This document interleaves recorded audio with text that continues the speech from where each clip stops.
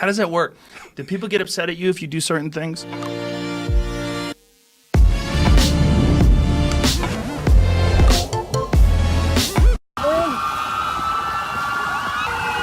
Batman podcast that he did with Can't Blame People, but what that podcast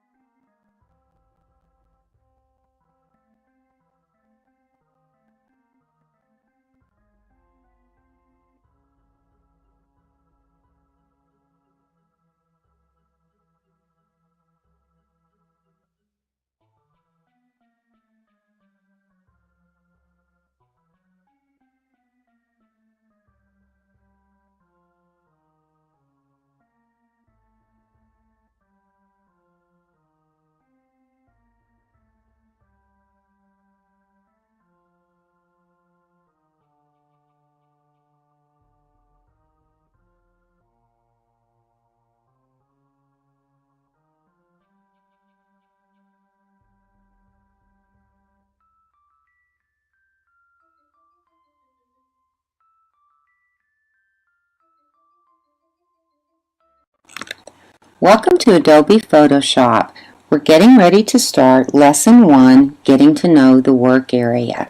I have already copied the Lessons folder from the textbook DVD to my desktop, as is mentioned in the introductory pages of the textbook. When we open Photoshop, we're going to reset the default preferences.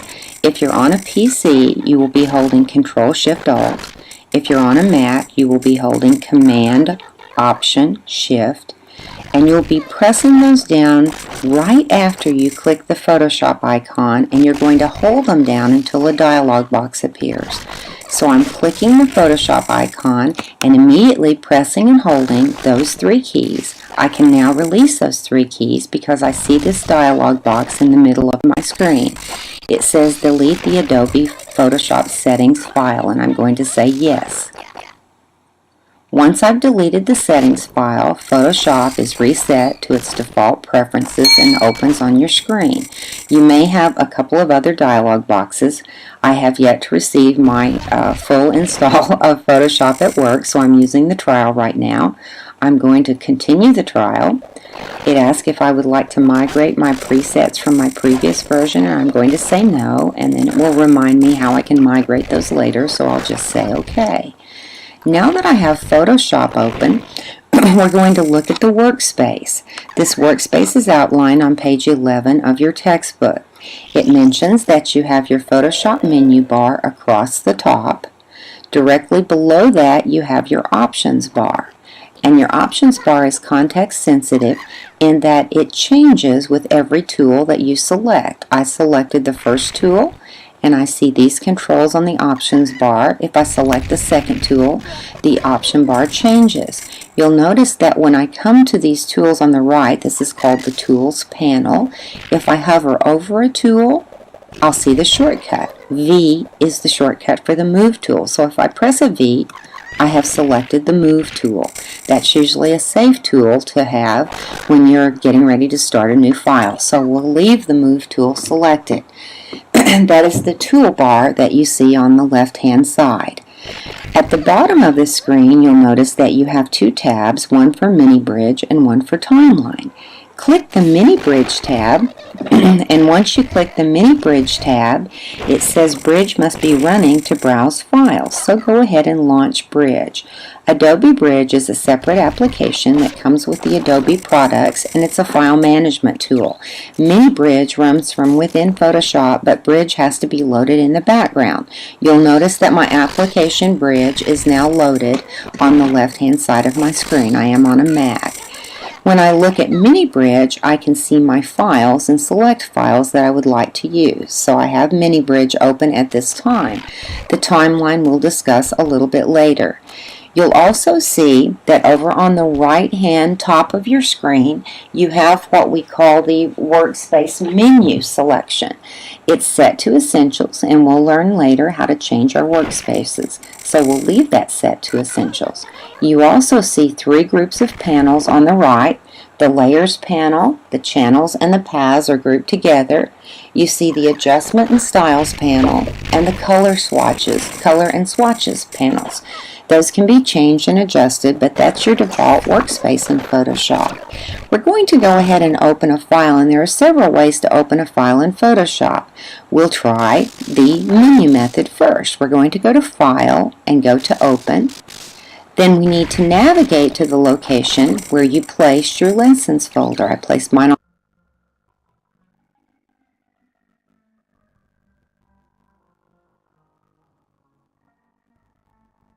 on the desktop, and I'm going to Lessons and into Lesson 1. When I'm in Lesson 1, you'll note that we have 6 files. We have a start and end file, A, B, and C for Lesson 1. It's the habit of this textbook to give you an end file to let you see what goals you're trying to achieve throughout the certain part of the lesson. Then we'll also have a start file, and the start file will be the one that will open in Photoshop and perform different tasks in an effort to get to the end file. So we're going to open the end file and take a look at the finished product. You'll notice that the end file is a picture of an old car. It opens in the middle of your workspace. You'll notice the name of the file in the top left-hand corner, 01an.sd. Now that we've looked at this file, we're going to go ahead and close the file. 2 ways to do that. You could go to File and choose Close, or you could press Command or Control W,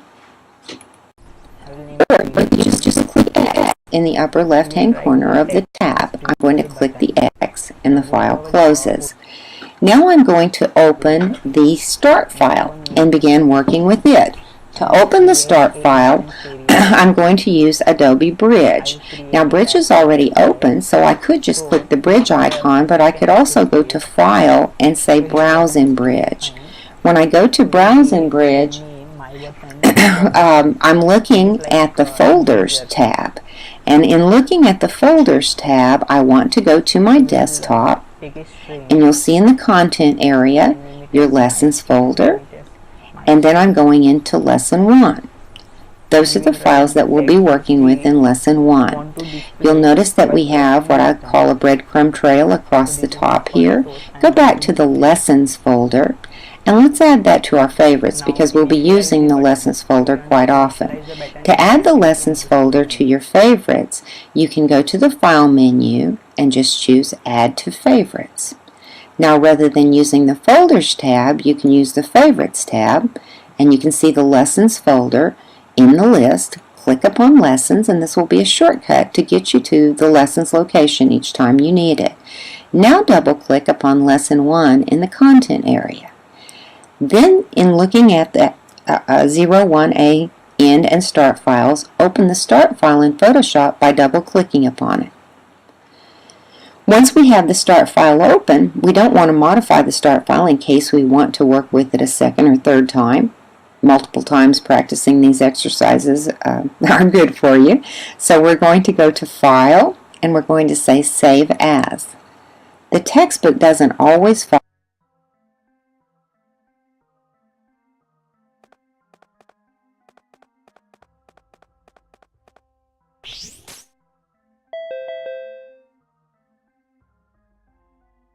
follow the same naming conventions, but I probably will. I'm going to change that word Start at the top to Working, and I'll know that's my working file. Now I'll go to the bottom and click Save, or I could have just pressed Enter. You'll notice the new file name has the word Working rather than Start in the name of the file. That takes us to about page 14 of the textbook, and they talk about using a variety of tools in Photoshop. It tells us that we should click the double arrows just above the Tools panel. When you click the double arrow above the Tools panel, you can change that to a 2-column format, or you can click it again to a 1-column format. I'm going to leave mine in a 1-column format. You'll notice the status bar at the bottom of the document window, and it shows your current zoom percentage. You do have the ability to drag across that zoom percentage and change that to, let's say, 50%. Whoop, I changed to 501%. That's huge. Let's change that to 50%. And you see I've zoomed in upon the car. I'm going to reduce that again to, let's say, 25%. Oh, look at that. 20 gets worse, doesn't it? 25%. And now I can see the car very well in the middle of the screen. When I move my tool over the Tools panel, I mentioned to you before that you could hold over or hover over each of the buttons to look at the shortcut for the tool. We need the Zoom tool. The Zoom tool looks like a magnifying glass, and you'll notice that its shortcut is Z. You can either click upon the Zoom tool or you can press a Z to select it. When you click the Zoom tool and put your cursor in the image, you see a magnifying glass with a plus symbol. If you click, you are enlarging. You're not really enlarging the image, you're enlarging the zoom percentage, and you'll see that zoom percentage grow. If you put your cursor on the screen and you hold down the Alt key, the Alt or Option key on a Mac, the Alt key will allow you to zoom out. You see a magnifying glass with a minus symbol. So as you zoom out to the point that you see the full image. So that's how you zoom in and zoom out. It doesn't change the image size. It only changes your zoom percentage. On page 16 of the textbook, it mentions using the scrubby zoom. In the options bar, there is an option with the zoom tool. Make certain you have the zoom tool selected. And here's the scrubby zoom. And you can turn that off where it doesn't work or on where it does work. And if you drag right, you're enlarging, and left, you're decreasing the size of the zoom. So that's when the scrubby zoom tool is on. That's dragging right or left to zoom in or zoom out. I sort of like the scrubby zoom turned on. The textbook says deselect it, but I like to leave mine turned on. When you look at the tools in the tools panel, you'll notice that some have a little triangle in the lower right hand corner. Not all of them do. Say the marquee is the first one that has the little triangle. That means that if you hold down on that tool, you'll find that there are hidden tools underneath that one, and you could go from the rectangular marquee tool, which is the currently selected one, to the elliptical marquee tool, and the look of the button would change. So we're going to select the elliptical marquee tool, and we're going to take the cursor onto the screen, and we're going to drag a circle around this headlight.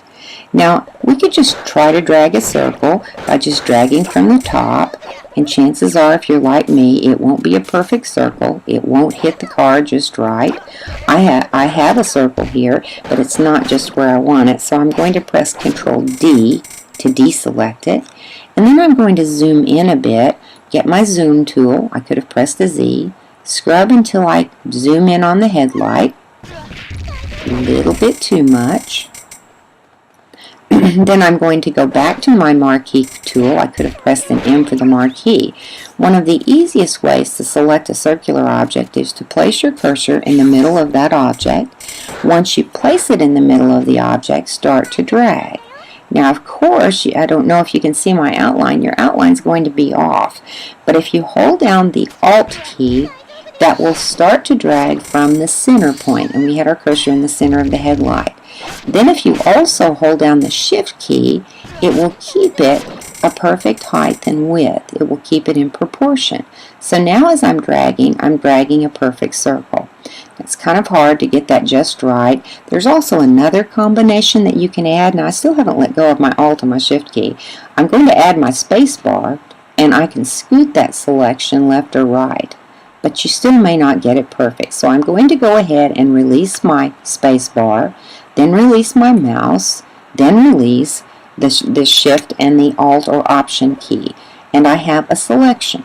A selection looks like marching ants around an object. Once I have that selection, if it's not perfect, I can go to the Select menu at the top, and with the Select menu at the top, I can choose Transform Selection, which will put a bounding box around the object. I can pull any of the handles to resize. Now, if I hold Shift while I pull the handles, it will constrain the height and width and keep it in a perfect circle rather than being an oval. So I'm dragging at this point, trying to make this a perfect circle. I can also use the arrow keys. When I press an arrow key, I'm nudging 1 pixel at a time, left or right, up or down. I see that my circle's just a little bit too large.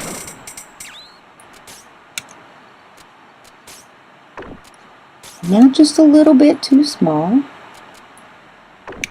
And I'm nudging back over. Your selection doesn't have to be perfect this time, but we want it basically around the glass part of the headlight. Once you have that selected, there are 2 ways to leave this bounding box. You can press Enter, or you can click the check box. My habit is normally to press Enter, but I'll click the check box. That commits the transformation of that selection, and we have a perfect selection around the headlight. The next thing we're going to do is we're going to apply a change to that selected area. When we have the headlight selected, and I say apply a change, there's this little saying in Photoshop, you have to select it to affect it. So anything I did at the moment would happen only to the headlight. I'm going to do something that you don't need to do to show you that I could affect just that headlight. I'm going to go to Image, Adjustments, and I'm going to go to Hue and Saturation. Now I'll be undoing this, so I'm going to change the color of that headlight. See the color of that headlight changing? It's ever so slight, but I could oversaturate it. So only the selected object is changing. You see the headlight now, it's green. The selected object is changing because the outside area is not selected. So I'm going to hit cancel because I really don't want to change the color of that headlight. I really want to change the color of the rest of the picture. I'm going to get my zoom tool, and I'm going to zoom out, which means I have to press my Alt or Option key, and I want to be able to see more of the image at this time. I'm going to the Select menu at the top, and I'm choosing Select the Inverse. Now, our selection looks about the same. The headlight still looks like it's selected, but if you look, you have marching ants around the outside of your image, which means you really have everything but the headlight selected. Now we'll make an adjustment to the entire image, except for the headlight. We're going to go to the Adjustments panel. The Adjustments panel is over here on the right, and in the Adjustments panel we're going to choose Curves, which is the third icon. When you choose Curves, you'll see a panel pop out to the left that is your Curves Adjustment panel. And in this panel we're going to drag the control point in the upper right of the graph straight across to the left until the input value is about 204. And so I'm getting this control in the upper right, and I'm dragging it to about 204. Now, you may have a little bit of a problem here because you may not be looking at all of the adjustment panel. You may need to pull down on the right. Oh boy, I was close. I got to 205. I can go down here at the bottom, and I can actually type in 204. So when I added that curves adjustment, I changed the background portion of this image. I'll say the background, everything but the headlight. Now, if you want to look at that just a little more drastically, you could go ahead and drag this all the way to, let's say, here. And you see how drastically that changes everything but the headlight. Even deepen it more, all we have is a headlight visible. So change your input value back to about 204. And again, you'll take the top back up to 255. And this would be 204. So the output is 255 and the input is 204. You'll notice in the Layers panel, we had a background layer to start with. Every new Photoshop image has a background layer. And on top of that background layer, you have a Curves adjustment layer. The great thing about an adjustment layer is it has a visibility icon, a little eye to the left of the layer. And if you turn off that icon, your image will change. So you see here is the image without that adjustment. And when we click it again, here's the image with the adjustment. And now we're going to go ahead and save our file. You could just press Control S, or you could say File, Save, and it will ask you most every time that you save if you'd like to maximize compatibility, and you'll always say OK, because it's a good thing that makes this compatible with previous versions of Photoshop. So we're just going to say OK. Now we're going to close this file by just clicking the little X in the upper left-hand corner. And that concludes the first part of this lesson.